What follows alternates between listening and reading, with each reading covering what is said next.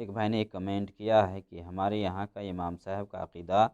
مشرکانہ ہے، وہ اولیاء اللہ سے مدد طلب کرنا جائز مانتے ہیں اور ان کے وسیلے سے مانگتے ہیں، کیا ان کے پیچھے نماز ہو جائے گی؟ ہمارے آس پاس میں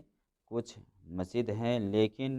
ان اماموں کا عقیدہ کے بارے میں ہمیں نہیں پتہ، تو ہم کیا کریں؟ میں 4 جمعہ نہ پڑھ سکا اس وجہ سے۔ دیکھیے، اگر امام صحیح العقیدہ نہیں ہے تو آدمی کو صحیح العقیدہ امام کے پیچھے جا کر کے نماز پڑھنی چاہیے۔ ایسے امام کا آدمی انتخاب کرے جن کا عقیدہ کتاب و سنت کے حساب سے ہو، جن کے اندر نہ شرکیات ہو اور نہ بدعات ہو، ایسے امام کے پیچھے جا کر کے آدمی نماز پڑھے۔ لیکن اگر ایک آدمی کو پتہ ہے کہ یہ امام جس کا عقیدہ مشرکانہ یا کفریہ ہے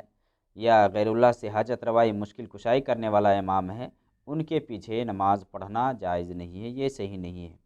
ان کے پیچھے نماز نہیں پڑھنی چاہیے۔ جن کا عقیدہ، جن کے بارے میں پتہ ہے، معلوم ہے، ان کے پیچھے نماز صحیح نہیں ہے۔ ہاں، کچھ ایسے ہیں جو شرکی عقیدہ نہیں رکھتے ہیں لیکن ان کے اندر بدعات ہے، اور بدعات اس طرح کے ہیں کہ جسے اسلام سے خارج نہیں ہوتا ہے، جو بدعت غیر مکفرہ کہا جاتا ہے یا مفسقہ کہا جاتا ہے،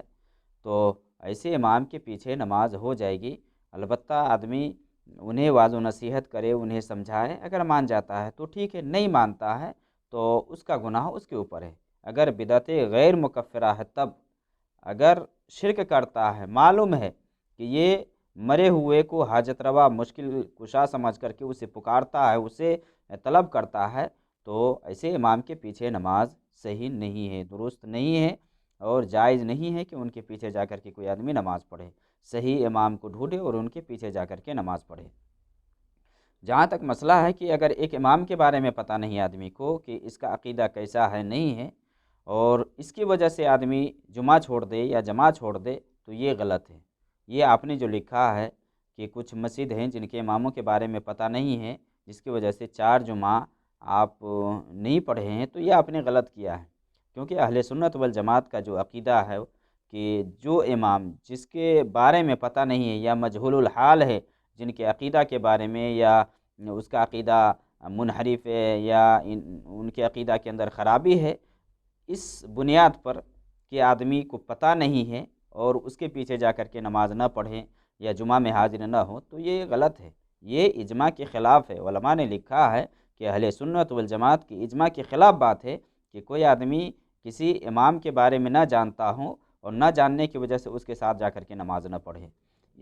اس لیے جو مجہول الحال امام ہے، جس کے بارے میں پتہ نہیں ہے، اس کے پیچھے جا کر کے آدمی نماز پڑھے گا،